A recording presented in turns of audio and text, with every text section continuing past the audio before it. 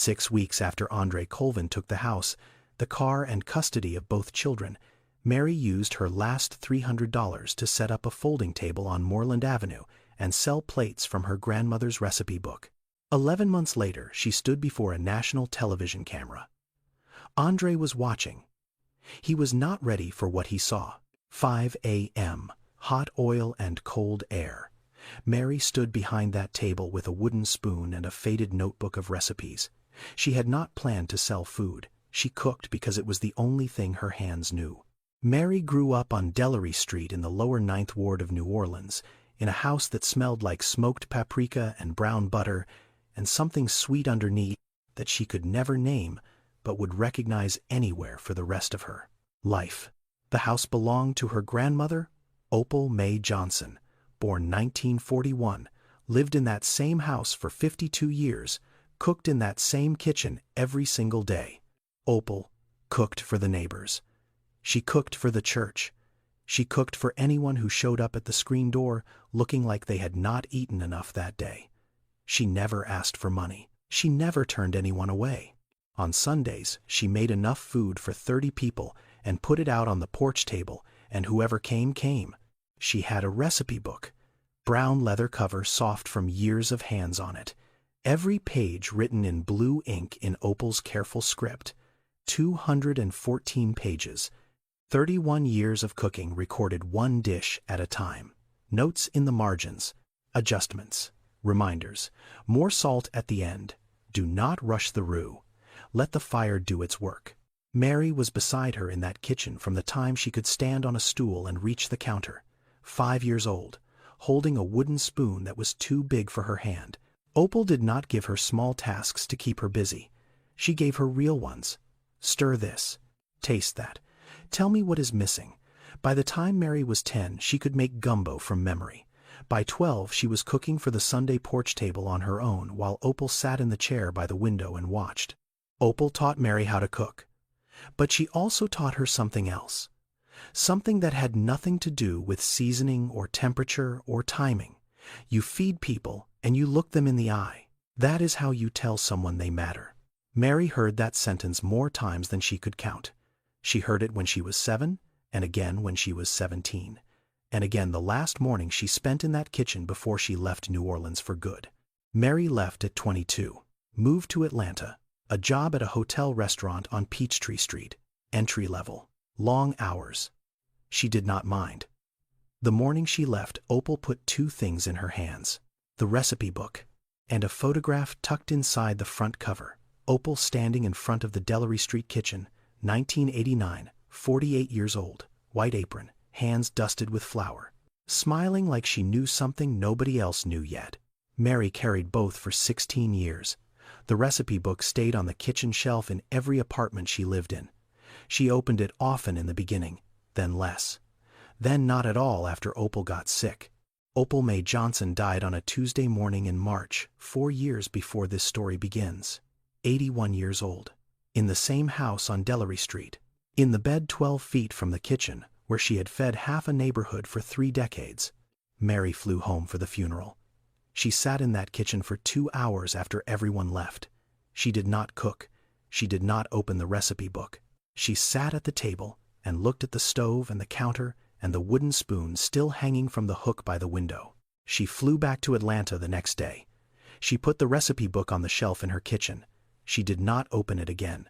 Not once in 4 years. Not once until the night everything else was gone. She did not know it yet.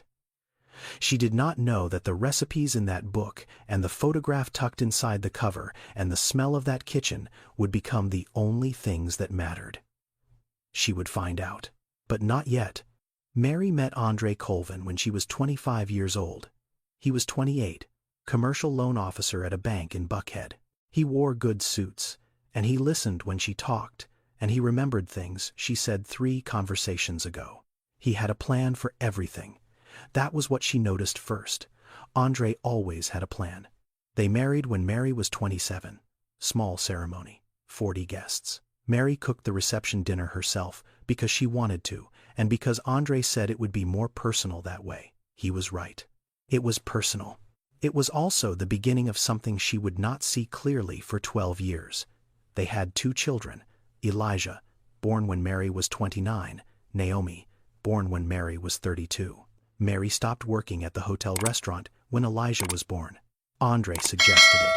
"You do not need to work. I have got us covered." She agreed. It made sense.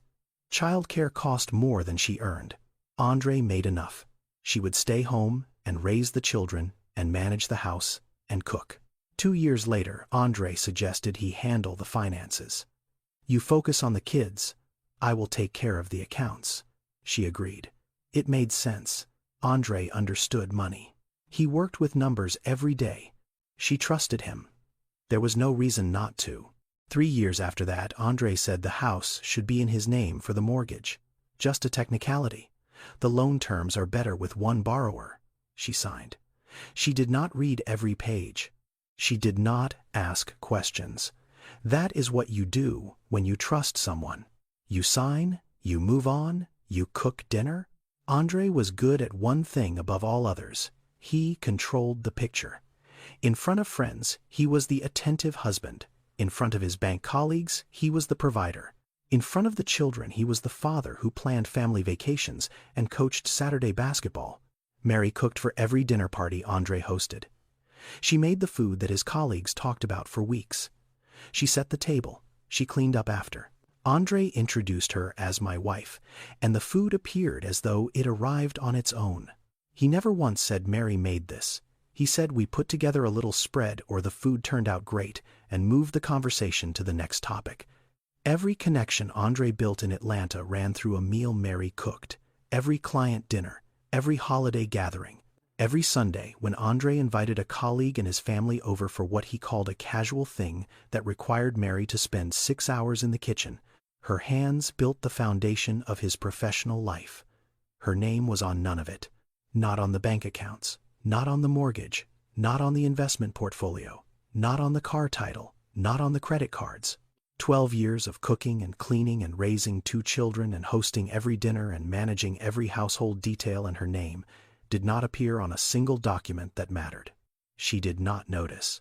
That is the thing about control when it is done slowly. You do not feel the ground moving. You just wake up one day and the ground is somewhere else and you are standing on nothing. Andre started planning the divorce 14 months before Mary knew anything was wrong. He hired Glenn Forsyth, 53 years old, family asset attorney, office on Roswell Road in Sandy Springs. Forsyth did not handle emotions. He handled structures. Andre did not need a therapist. He needed an architect. In March of the year, before the papers were served, Forsyth restructured the mortgage. The house on Collier Road in northwest Atlanta, the house Mary had lived in for 11 years, went through a refinancing that transferred the deed into Andre's name only. Andre brought the papers home on a Wednesday evening. He put them on the kitchen counter while Mary was cooking. He said the bank offered a better interest rate. He said it would save them $400 a month. He said she just needed to sign the last 2 pages. She signed. She remembered the pen in her hand.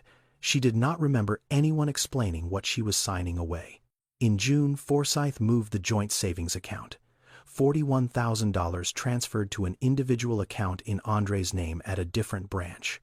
The statements stopped coming to the house.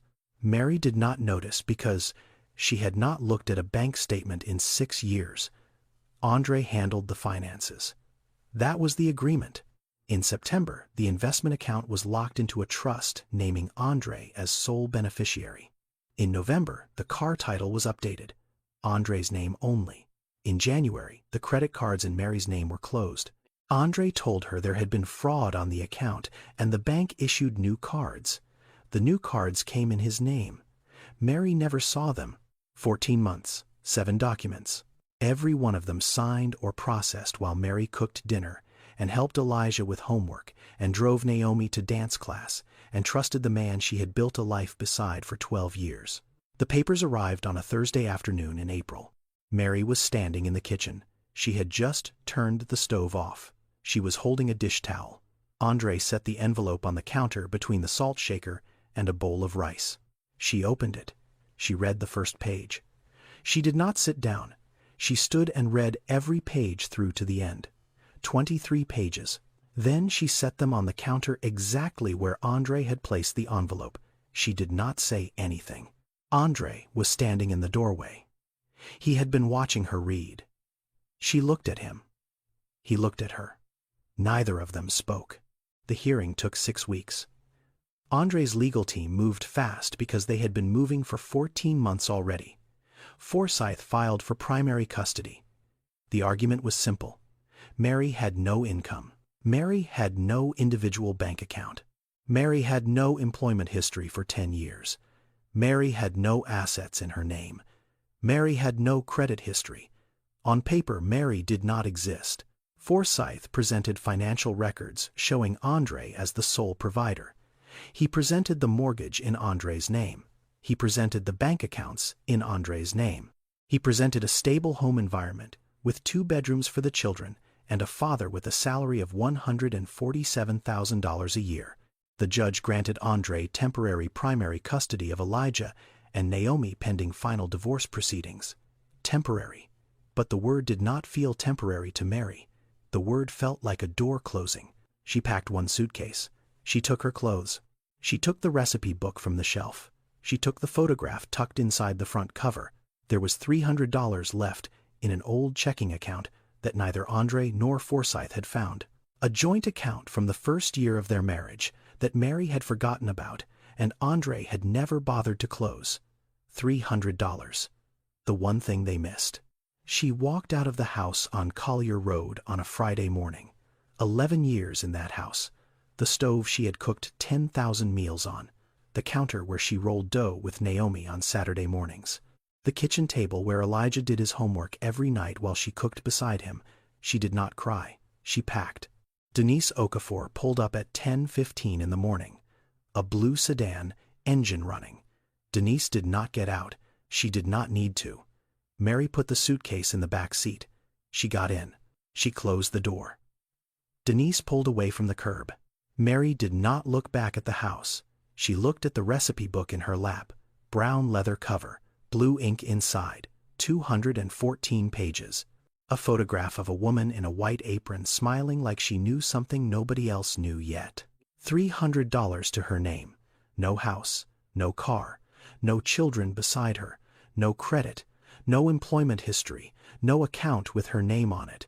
He took the house, he took the car, he took the children.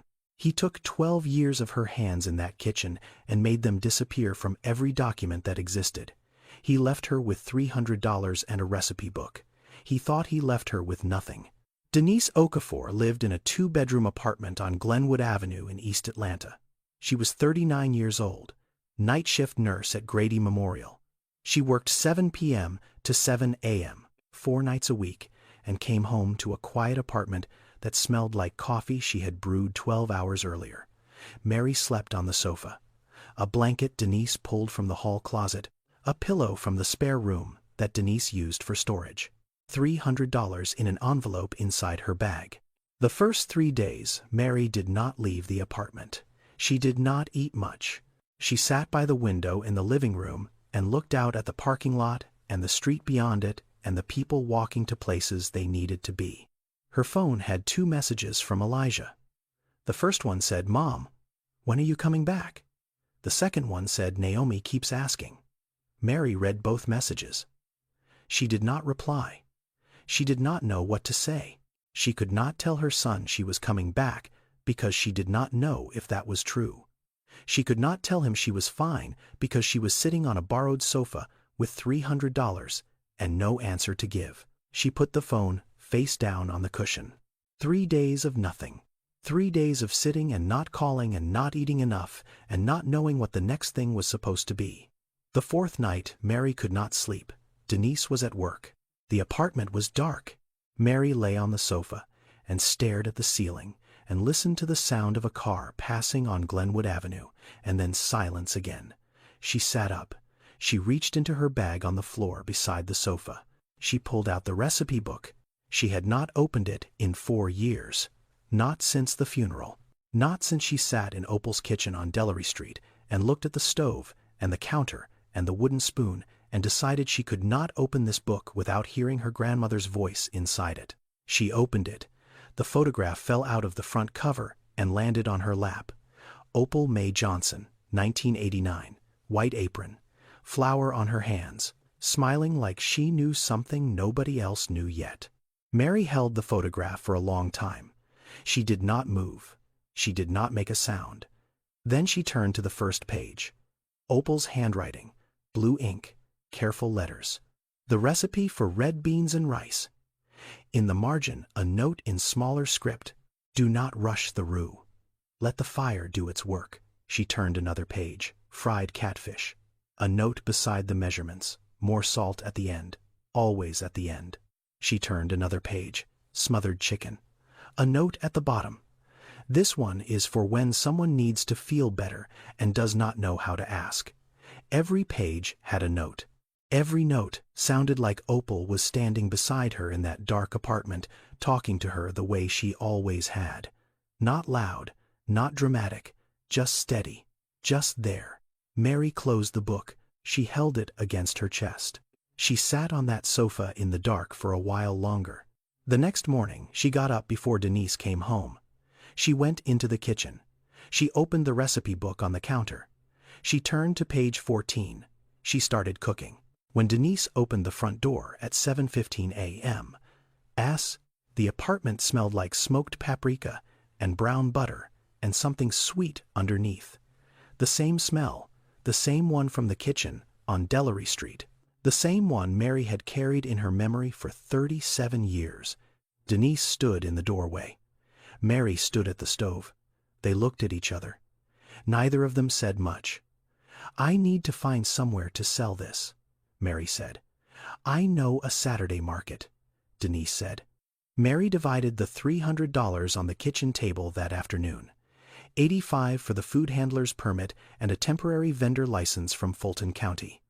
$140 for ingredients, $40 for containers and foil trays and plastic forks. $35 left over, a buffer that would not buffer much. She took the number 14 bus to the Fulton County Health Department on a Tuesday morning, stood in line for 2 hours, paid $85, received a card and a permit number and a sheet of paper listing what she was and was not allowed to do. She bought ingredients at the discount grocery on Memorial Drive. Chicken, rice, beans, spices, oil, foil trays from the restaurant supply store on Moreland, 40 containers, plastic forks, paper napkins. Saturday morning, 5:45 a.m. Mary carried 2 large pots and a folding table borrowed from Greater Hope Baptist Church onto the number 21 bus.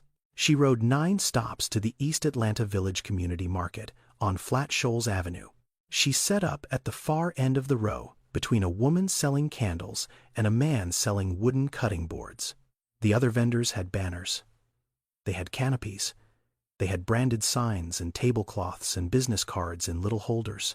Mary had a folding table and 2 pots and 40 foil containers and a piece of cardboard with her prices written in marker. 6 a.m. to 9 a.m. She sold 4 containers. People walked past. They looked. Some slowed down. Most kept walking. Mary stood behind the table and did not call out to anyone.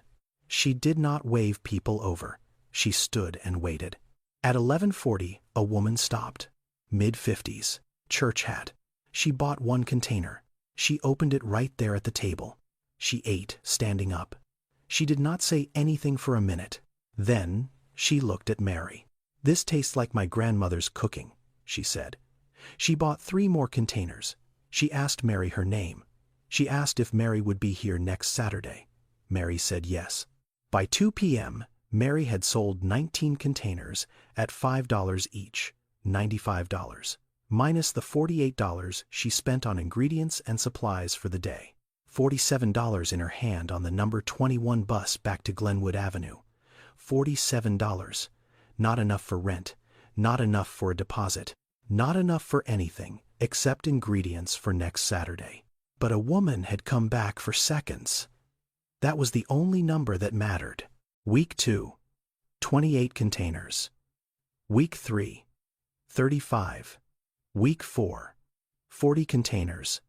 Sold out before 1 p.m. The numbers did not jump. They climbed. Slowly and without stopping. There was a problem. Mary was cooking in Denise's kitchen. Under Georgia cottage food law, a home kitchen could be used to prepare certain foods for direct sale. But the law had limits. Baked goods and certain shelf-stable items were permitted. Prepared meals with meat and rice and perishable ingredients sold at public markets required a licensed commercial kitchen. Mary had been selling for 4 weeks. She was in violation of the health code, and she did not know it. She found out at the public library on Ponce de Leon Avenue. She did not have a laptop. She did not have internet at the apartment. She sat at a library computer for 3 hours on a Wednesday afternoon and read the Georgia Department of Agriculture cottage food regulations line by line. Licensed commercial kitchen. Inspected, certified, available for hourly rental at shared kitchen facilities across Atlanta. She searched for pricing. $15 to $25 an hour depending on location. She did the math on the back of a receipt. 4 hours of cooking per week at $15 an hour. $60. She needed to sell at least 25 containers a week just to cover the kitchen rental before ingredients and bus fare and supplies. A food truck would solve the mobility problem. She could cook and sell from the same vehicle. She could go where the customers were instead of waiting at one market on one day. She searched for used food trucks. $20,000 to $40,000 for a truck that ran. She closed that browser tab. She did not have $20,000. She had $47 a week. So she did what she could. She registered for 3 markets instead of 1. Tuesday evenings at the Grant Park Farmers Market. Thursday afternoons at the Kirkwood Community Market. Saturday mornings at East Atlanta Village. 3 markets. 3 bus rides with 2 pots and a folding table, and a rolling cart she bought for $12 at a thrift store on Memorial Drive. This was not a food truck dream. This was a woman pulling a cart onto a city bus at 5:30 in the morning to sell 40 containers of food cooked in a kitchen she could not legally use. That was the reality. While Mary pulled that cart across 3 bus routes, Andre sat in his office at the bank in Buckhead and ate lunch at his desk. He did not think about where Mary was or what she was doing. He had the house. He had the car. He had the children. He had structured everything to make sure she had nothing. And in his mind, she did have nothing. A woman with $300 and a recipe book was not a threat. He would be wrong about that. But not yet. Pastor Yvonne Claiborne had been watching Mary for 6 weeks. She was 67 years old. She had run Greater Hope Baptist Church on Jonesboro Road in southeast Atlanta for 22 years. She knew everyone in the congregation, and she knew when someone new was using her building, and she knew why. Mary had started renting the church's commercial kitchen in her 5th week of selling. Denise had made the introduction. The church had a certified kitchen in the basement that it rented to small vendors and caterers for $15 an hour. Mary booked 4 hours every Monday and Wednesday and cooked enough for 3 markets. Pastor Yvonne did not say anything to Mary for the first 6 weeks. She came downstairs once or twice during Mary's cooking hours. She stood in the doorway. She watched. She smelled whatever was coming off that stove. She went back upstairs. On a Thursday evening, at the end of the 6th week, Pastor Yvonne came downstairs after Mary had finished cleaning the kitchen. She sat down at the prep table. She asked Mary to sit. Mary sat. "I have been smelling your food for 6 weeks," Pastor Yvonne said. "I have been watching you carry those pots in here at 4 in the morning. I have been watching you clean this kitchen better than anyone who has ever rented it." She paused. "What are you doing, and who are you doing it for?" Mary told her. Short sentences, no drama, no self-pity. She told her about the divorce. She told her about the $300. She told her about the recipe book and the markets and the bus routes and the rolling cart. Pastor Yvonne listened to all of it. Then she told Mary something. Her husband Raymond Claiborne had died 11 years ago. 61 years old. Heart attack on a Sunday morning before service. Raymond had been a deacon and a pitmaster. He owned a food truck, green and white. He parked it behind the church every Sunday after service, and sold barbecue plates for $5 each, ribs and coleslaw and cornbread. The line went around the building. When Raymond died, Yvonne could not bring herself to sell the truck. She parked it behind the fellowship hall and covered it with a tarp. 11 years. The engine had not turned over in 7. The paint was peeling. 2 of the tires were flat. The gas line to the stove inside needed replacing. The refrigeration unit had stopped working years ago. Nobody wanted it. Nobody used it. Every year, Yvonne told herself she would figure out what to do with it. Every year, she did not.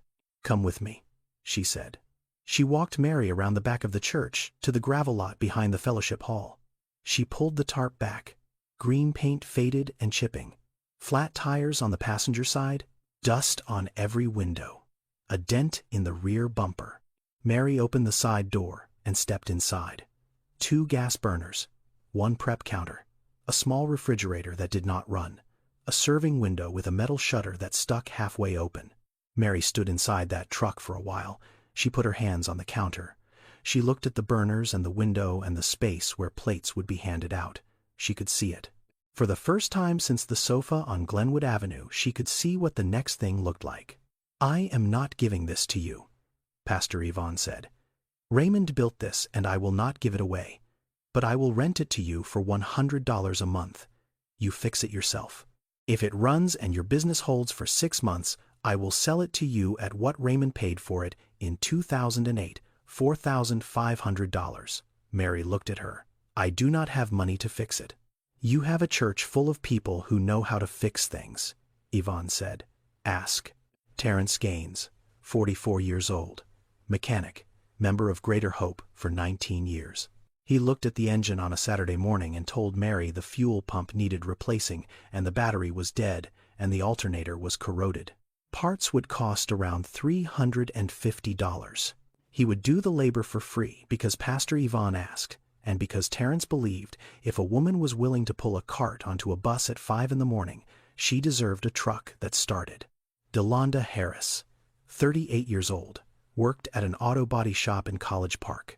She offered to sand down and repaint the truck in exchange for 2 months of free meals. Mary agreed. The parts cost $347. Mary paid for them with 5 weeks of market earnings. Terrence worked 3 Saturdays in a row. Delonda came after her shifts on weekday evenings. 3 weeks. The engine turned over. The tires were replaced. The gas line was reconnected. The paint was new, deep brown with gold lettering on the side. Mary painted the name herself. She used a stencil she cut from cardboard and gold paint she bought for $6 at the hardware store on Jonesboro Road. Opal's Table, her grandmother's name. On a truck that ran, in a parking lot behind a church in southeast Atlanta, Mary stood in front of it for a few minutes after the last coat dried. She did not say anything. She looked at the name, and she looked at the serving window, and she looked at the road beyond the parking lot that went in every direction.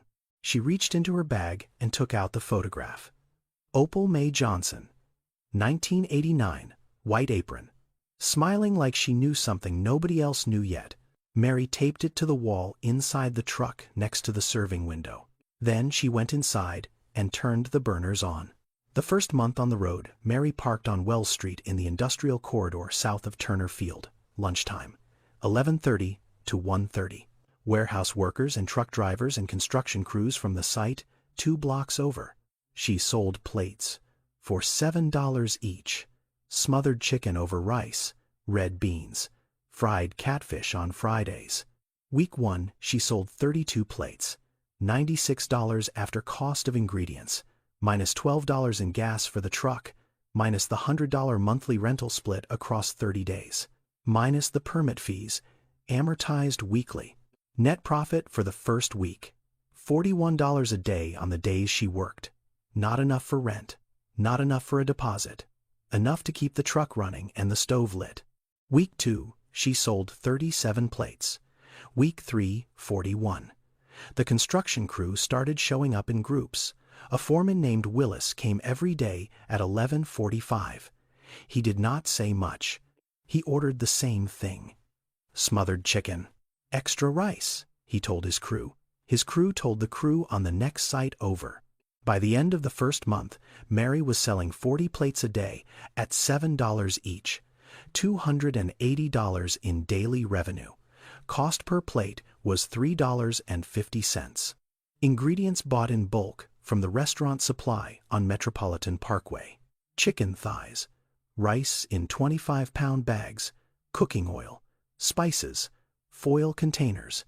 Every night Mary sat at the small table in Denise's apartment and wrote in a notebook. Revenue on the left side. Costs on the right. Notes at the bottom. Catfish sells out first on Fridays. Red beans move slower on Wednesdays. Add corn muffins next week. Month 2, she added a second stop. Downtown, Peachtree and Andrew Young International Boulevard. 5 to 8 p.m. The after-work crowd. Office workers walking to the parking decks. Nurses coming off shift at Grady. The evening location doubled her customer base. Revenue climbed to $150 a day after costs. Still not enough for a lease, but closer. Month 3, the phone started ringing. Customers calling to ask where she would be parked.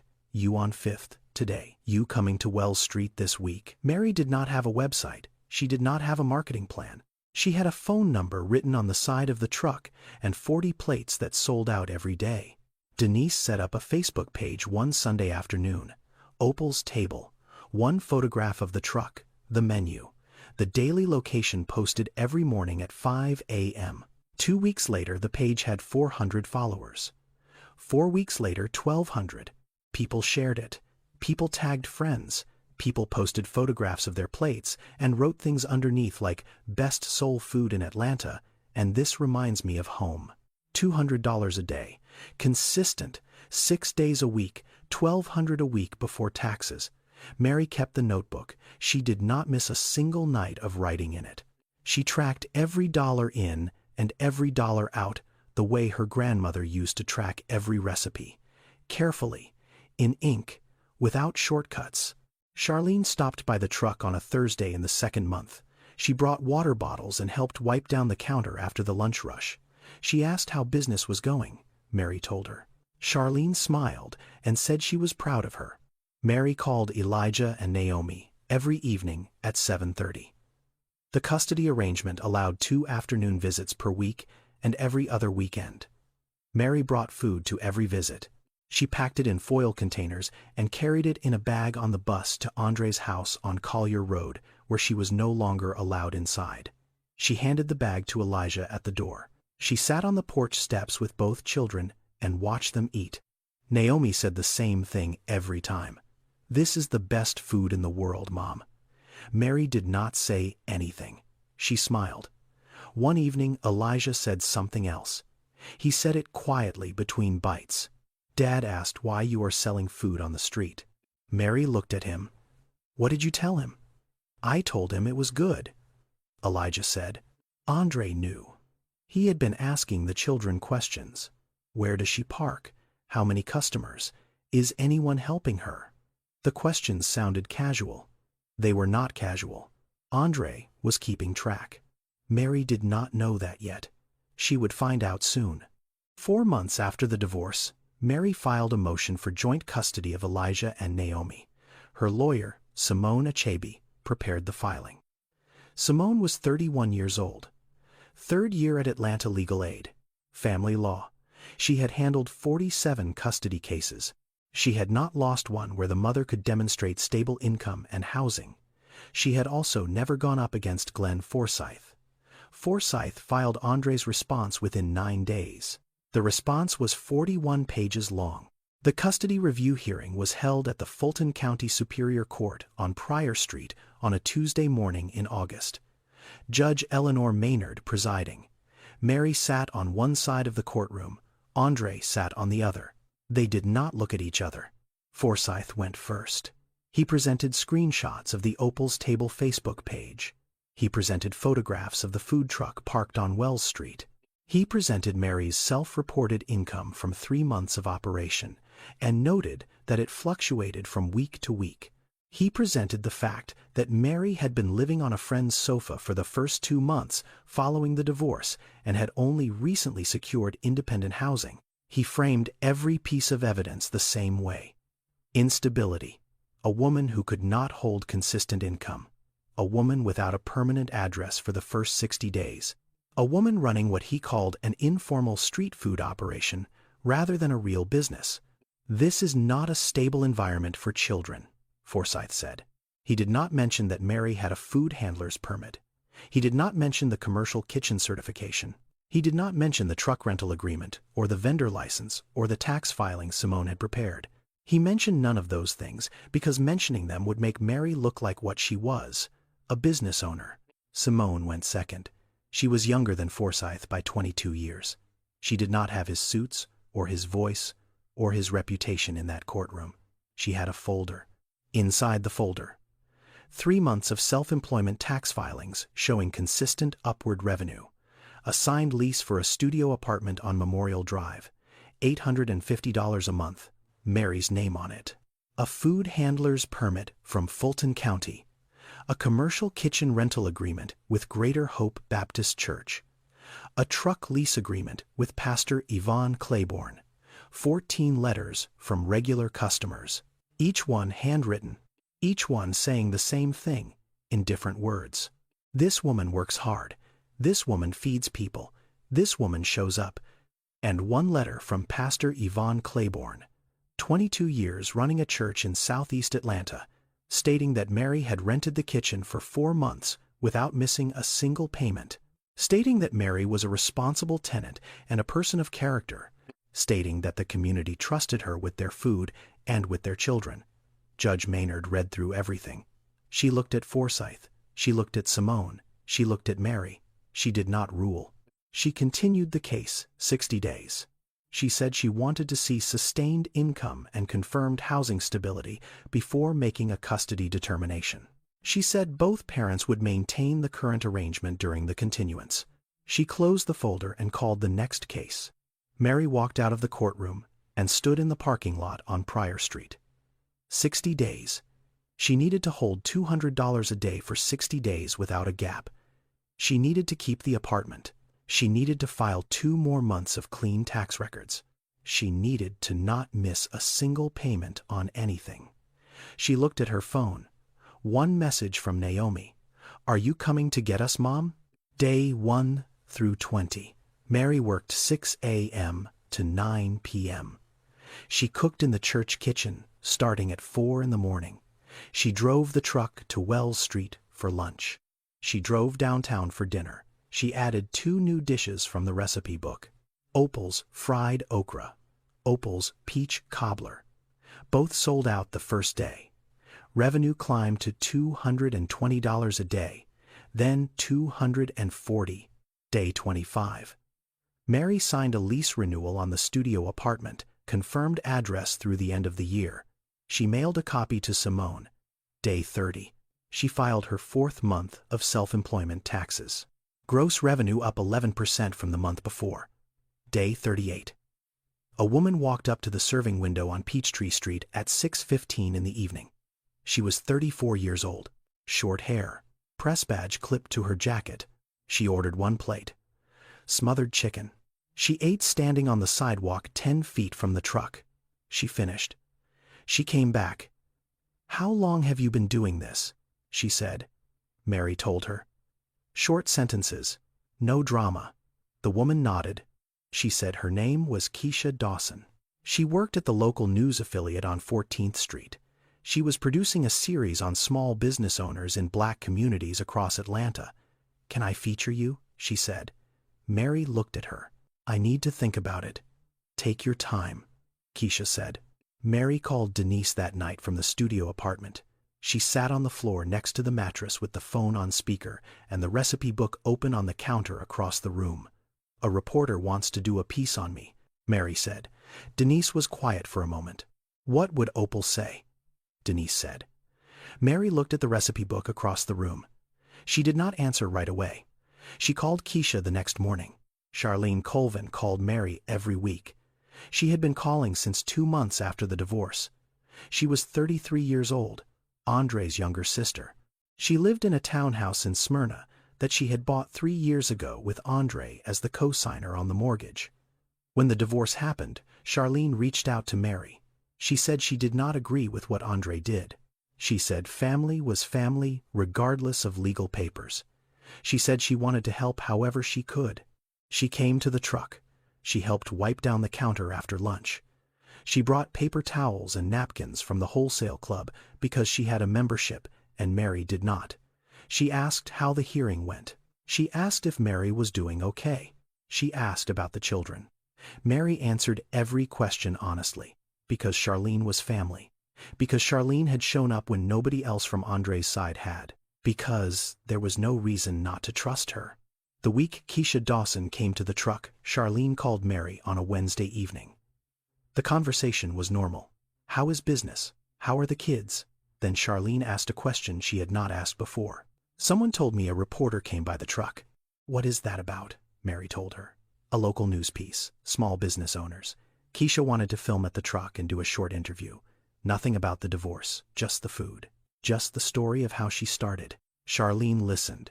She said that sounded wonderful. She said she was proud of Mary. She said she hoped it would bring more customers. Charlene sent the same information to Andre 14 minutes later. The message was a text. It included what Mary had told her, the reporter's name, the station, the topic of the series, the timeline for filming. Charlene typed it out on her phone while sitting in her car in the parking lot of a grocery store in Smyrna and sent it to her brother, who was sitting in the house on Collier Road that used to belong to his wife. This was not the first message.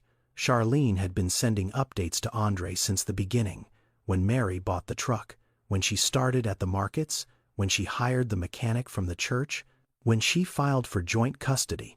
Every piece of information Mary shared with the woman she believed was her ally went directly to the man who had taken everything from her. Charlene was not cruel. She was not vindictive. She did not enjoy what she was doing. She was in debt.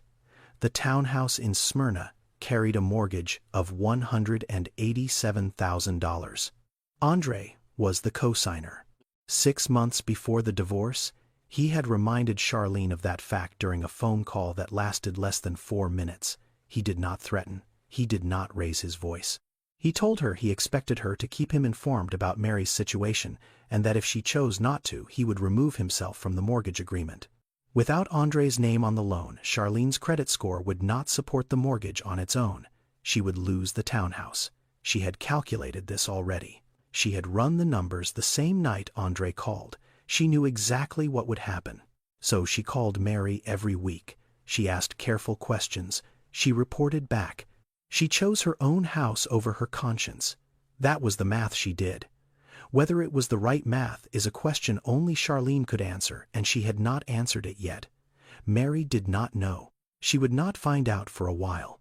But the information was already moving. Andre had the reporter's name. He had the timeline, and he had Glenn Forsythe on speed dial. Andre called Mary on a Tuesday evening. She was in the truck on Peachtree Street.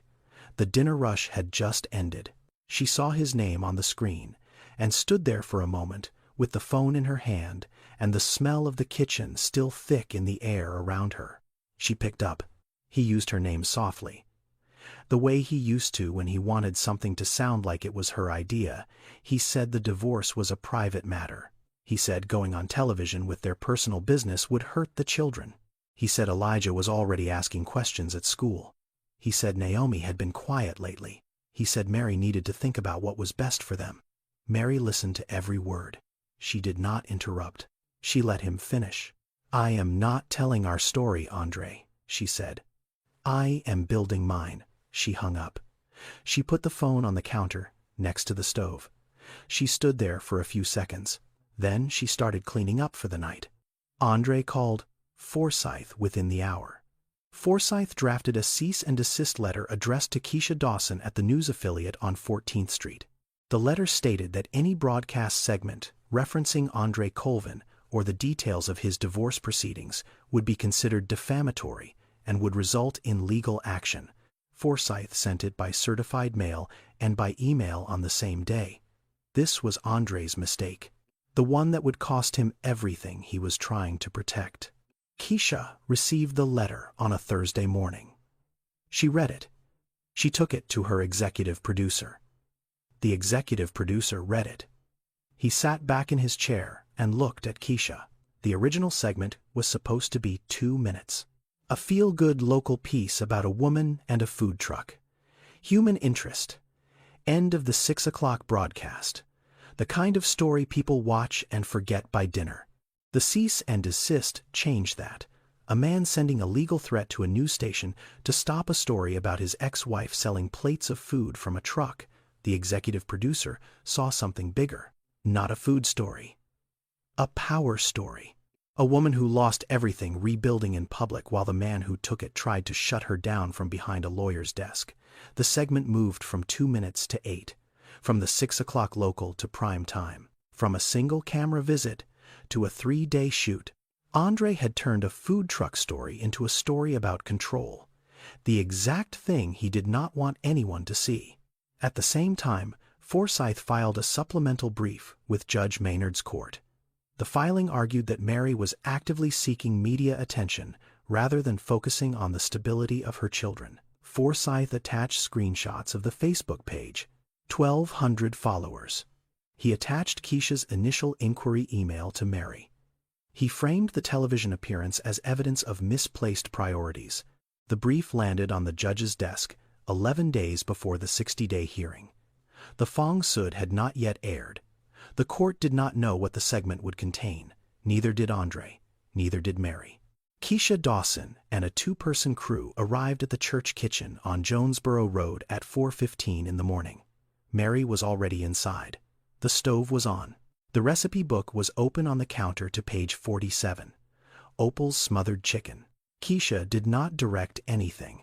She told the cameraman to shoot what he saw. Mary cooked the way she cooked every morning. She did not look at the camera. She did not perform.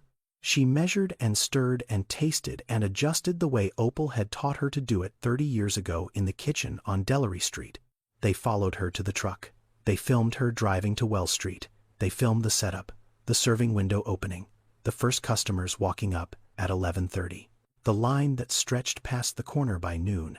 Keisha interviewed Mary inside the truck between the lunch and dinner shifts. Mary sat on the prep stool with her hands in her lap. She told Keisha she started with $300 and a folding table and a recipe book her grandmother gave her when she left New Orleans. She did not say Andre's name. She did not describe the divorce. She did not say what was taken from her or how it was done. "I lost everything I thought I had," Mary said. "Then I found everything I actually needed." The camera moved to the recipe book. Brown leather cover, blue ink, Opal's handwriting, notes in the margins, "Do not rush the roux." The photograph of Opal taped to the wall next to the serving window. White apron, flour on her hands, smiling. Keisha interviewed 3 customers. The woman from the very first Saturday at East Atlanta Village was one of them, mid-50s, church hat. She looked at the camera and said what she had said to Mary 8 months ago. "This food reminds me of home. I do not know how she does it." The segment aired on a Thursday evening. Prime time, 8 minutes. The title card read Opal's Table, One Woman, $300, and a Recipe Book. Within 48 hours, the Facebook page went from 1,200 followers to 23,000. The line at the truck doubled. 3 other stations contacted Keisha requesting permission to use the footage. The clip was shared across social media. 200,000 views in the first week. People who had never heard of Opal's Table shared the segment with a sentence underneath. "You need to watch this." People who had eaten at the truck shared it with a different sentence. "I knew this food was special. Now you know why." You already know who was watching. That evening, after the last customer left, Mary closed the serving window. She turned off the burners. She stood alone inside the truck. The recipe book was open on the counter. The photograph of Opal was on the wall beside her. The truck smelled like smoked paprika and brown butter and something sweet underneath. Mary stood there for a while. She did not say anything. She closed the book. She turned off the lights. Andre was sitting in the living room of the house on Collier Road when the segment started. The television was on. He was not watching it. He was reading something on his phone. Then he heard the name. Opal's Table. He looked up. He saw the truck. Brown paint, gold lettering, a serving window with a line of people standing in front of it. He saw Mary inside the truck, standing at the stove, wearing the same apron she had worn in his kitchen for 12 years, tilting her head the same way she always did when she tasted something, moving her hands the same way every single day for 12 years in a kitchen he walked through without stopping. He saw the recipe book, the brown leather cover. He recognized it. It had sat on the shelf above the microwave in his kitchen for the entire length of their marriage. He had never opened it. Not once in 12 years. He did not know what was inside. He saw the photograph of Opal on the wall. He did not recognize the woman in it. He had lived in the same house as that photograph for 12 years, and he had never asked who it was. He heard a customer say, "This food reminds me of home." He heard Mary say, "I lost everything I thought I had. Then I found everything I actually needed." He saw the number on the screen, $300. That was what Forsyth had told him was left in the old checking account. Not worth pursuing, Forsyth had said.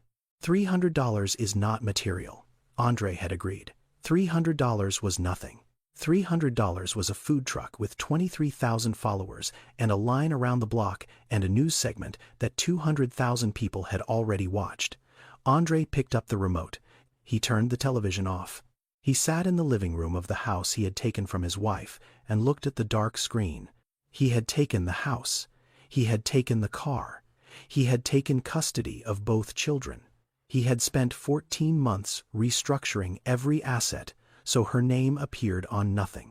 He had left her with $300 and a recipe book because those were the two things his lawyers said were not worth the paperwork.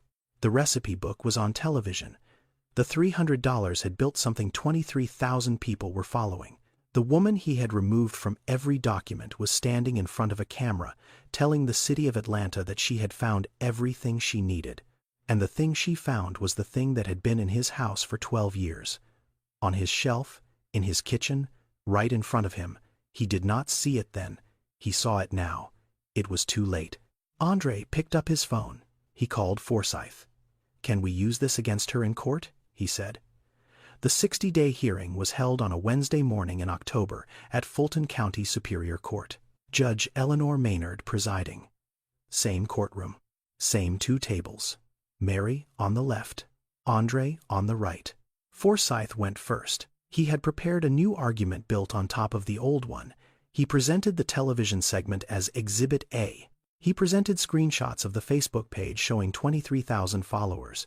He presented the cease and desist letter his own office had sent. He framed the entire sequence as evidence that Mary had chosen public attention over parental responsibility. The respondent has prioritized media exposure and social media growth over demonstrating the kind of stable private environment this court requested 60 days ago, Forsyth said. He did not mention that the cease and desist was what escalated the segment from 2 minutes to 8. He did not mention that Mary had not sought the reporter out. He did not mention that his own legal action had turned a small local story into something 200,000 people watched. Simone went second. She laid out 5 months of self-employment tax records, revenue increasing every month. She presented the lease renewal for the studio apartment on Memorial Drive. She presented a report from the court-appointed social worker who had visited Mary's home twice during the 60-day period and found it clean and suitable and stable. She presented 23 letters from community members, customers, Pastor Yvonne, Denise, Terrence, Delonda, people who knew Mary and what she had built and how she had built it. Then Simone addressed the television segment directly. She told the court that Keisha Dawson had approached Mary as a customer first and as a journalist second, that Mary had not contacted the station, that Mary had not mentioned Andre or the divorce on camera, that the only party who had introduced legal conflict into the media coverage was Andre himself through the cease and desist. The petitioner did not seek attention, Simone said. She sold plates of food. Attention found her. Judge Maynard looked at the filings. She looked at both tables. She asked if either party had additional witnesses. Forsyth said no. Simone said yes. The courtroom door opened. Charlene Colvin walked in. Andre turned in his chair. He looked at his sister. Charlene did not look at him. She walked to the front of the courtroom and took the witness stand. Simone asked Charlene to state her relationship to both parties. Charlene said she was Andre's sister. She said she had been in contact with Mary since 2 months after the divorce. Simone asked Charlene why she had contacted Mary. Charlene said she wanted to help. She said she believed what Andre did was wrong. Simone asked Charlene if she had communicated information about Mary to Andre during that time. Charlene was quiet for a moment. Then she said yes. She said Andre had asked her to monitor Mary's activities and report back. She said she had done so for approximately 5 months. She said the information she provided included details about the food truck business, the custody filing the reporter, and the timeline for the television segment. Simone asked why Charlene had agreed to do this. Charlene said Andre was the co-signer on her mortgage. She said he told her that if she did not cooperate, he would remove himself from the loan. She said she could not afford the mortgage on her own. Simone asked what changed. Charlene said Andre removed himself from the mortgage anyway, 6 weeks ago, because she had not forwarded information about the television segment fast enough. Charlene said she lost the townhouse in Smyrna. The bank began foreclosure proceedings 11 days after Andre withdrew his name. Simone presented printed text messages between Charlene and Andre. 47 messages over 5 months. Dates, times, content. Each one sent within minutes of a conversation Charlene had with Mary. Each one containing information Mary had shared in confidence. Judge Maynard read through the messages. She read them slowly. She looked at Andre. She looked at Forsyth. She closed the folder. The court finds that the father engaged in a pattern of surveillance and interference through a third party that is inconsistent with the best interests of the children, she said. Primary custody is hereby transferred to the mother, effective immediately. The father retains visitation rights on a schedule to be determined by this court within 14 days. She called the next case. Mary walked out of the courtroom. She stood on the steps outside. She took out her phone. She called Elijah. "You are coming home." The court filing became public record the following week. Charlene's text messages were referenced in the custody determination. The pattern of surveillance was described in legal language that anyone who read it could understand. Andre Colvin had used his sister to spy on his ex-wife during an active custody proceeding. 2 business partners at the bank read the filing. Andre had been managing commercial loan portfolios for clients who trusted him with their money and their information. Trust was the product. The filing described a man who had used personal leverage to coerce a family member into conducting surveillance. The partners did not call Andre to discuss it. They reassigned his accounts. He lost 2 commercial contracts worth a combined $370,000 in fees within the month. Not because anyone punished him, because nobody wanted to work with him anymore. The woman Andre had been seeing left in November. Her name was Tanya. She was 29 years old. She worked in marketing at a firm downtown. She had started seeing Andre 4 months before the divorce papers were served. She had never met Mary. She had never been to the house on Collier Road while Mary lived there. She knew Andre as a man with a house and a title and a reputation. When the court filing went public, the house was still there, but the title and the reputation were not. Tanya stopped returning his calls on a Tuesday. She did not explain. She did not need to. She had been there for what Andre represented. What he represented was gone. Forsyth sent the final invoice. $47,000. 14 months of legal strategy. The filing fees. The custody hearings. The cease and desist. The supplemental briefs. The hours billed at $425 each. Andre had paid $47,000 to take everything from a woman who had $300. The woman with $300 got her children back. The man with $47,000 in legal bills sat in a 1-bedroom apartment in Kennesaw with a court record that followed his name. Andre called Mary once from that apartment. A Sunday evening in December. Mary was in the kitchen of the studio on Memorial Drive. She saw his name on the screen. She put the phone face down on the counter. She let it ring until it stopped. Andre called Elijah the next day. Elijah picked up. Andre said, "I miss you, son." Elijah was quiet for a few seconds. "Mom is cooking tonight," he said. "I have to go." He hung up, not angry, not cold, just somewhere else now. Living a life that had moved on without the man who thought he controlled where it went. Andre sat in that apartment. One bedroom. A kitchen he did not use. 12 years of building something he was certain he controlled. He took the house. He lost the house to mortgage payments he could no longer cover. He took the car. The car sat in a parking lot he could not afford to maintain. He took the children. The children chose to leave. He spent 14 months making sure Mary had nothing. He left her with $300 and a recipe book. And the $300 built a truck, and the recipe book built a name. And the name built a line around the block. And the line built a life that 23,000 people followed, and a courtroom looked at and said, "This is the parent these children belong with." He had built exactly what he deserved. The first evening Elijah and Naomi stayed at the apartment on Memorial Drive was a Thursday in late October. Mary had moved a second mattress into the bedroom that morning. She put fresh sheets on it. She set the small table by the kitchen window with 3 plates, 3 glasses, 3 forks. She opened the recipe book to page 1. Red beans and rice.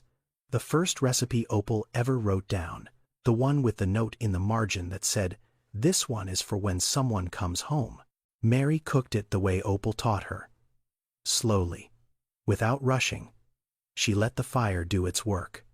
On the wall above the stove she had hung the photograph, framed now. Plain wood, clean glass. Opal May Johnson, 1989.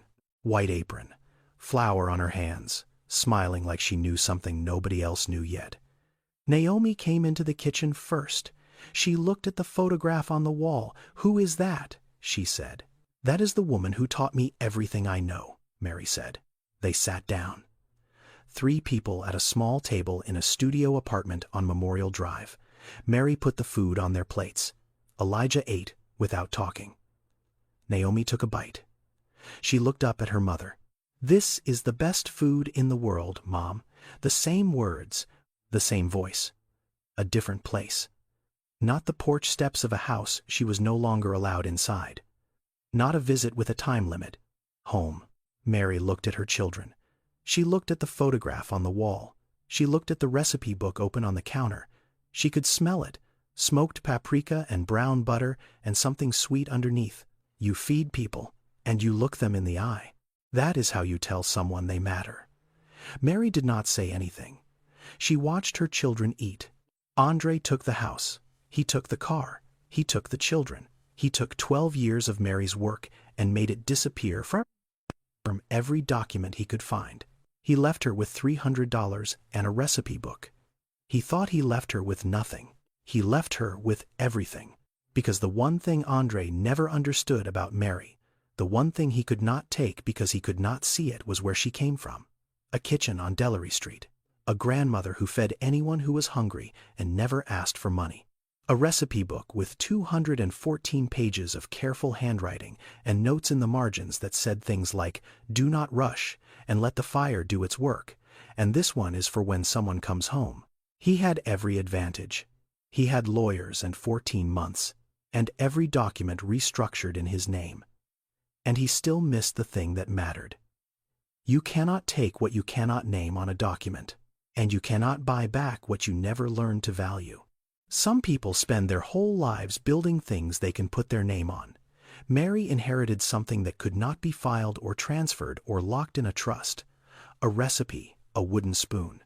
A photograph of a woman in a white apron who bottled her whole life into a book and trusted that the right person would carry it forward. The people who only see what something is worth on paper will always miss what actually matters. And by the time they realize it, it is already too late. Andre came back after the divorce and tried to use the courts to take Opal's table from Mary the same way he took the house. He lost. He lost the contracts. He lost the woman he left Mary for. He lost his reputation. He lost everything he spent 12 years building. Here is the question.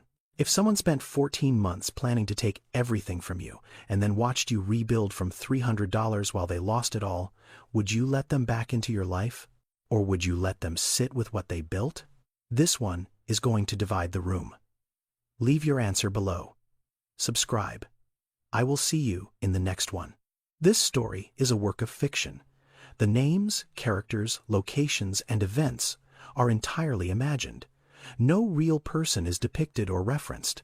However, the emotions and the legal realities in this story are inspired by patterns that affect real families across America every single year. Coercive control in marriage, hidden asset restructuring during divorce proceedings, and custody battles shaped by financial inequality are not fiction. They happen every day in courtrooms in every state. I wrote this story because I grew up watching women in my family cook for everyone and receive credit from no one. The kitchen was where love happened in my household. It was where problems got solved and where people got fed and where nobody ever thought to put any of it on a balance sheet. I wanted to write a story where the kitchen won, where the thing nobody counted was the thing that counted the most. If you or someone you know is going through a divorce, please consult a family law attorney. Understanding your rights to marital property, custody, and financial protection is not optional, it is survival. Organizations like the National Domestic Violence Hotline at 1-800-799-7233 and womenslaw.org offer free legal resources and support for anyone navigating these situations. Every plate Mary served was a conversation. Every recipe was a letter from her grandmother. Some things cannot be taken because they were never on paper to begin with. Thank you for watching.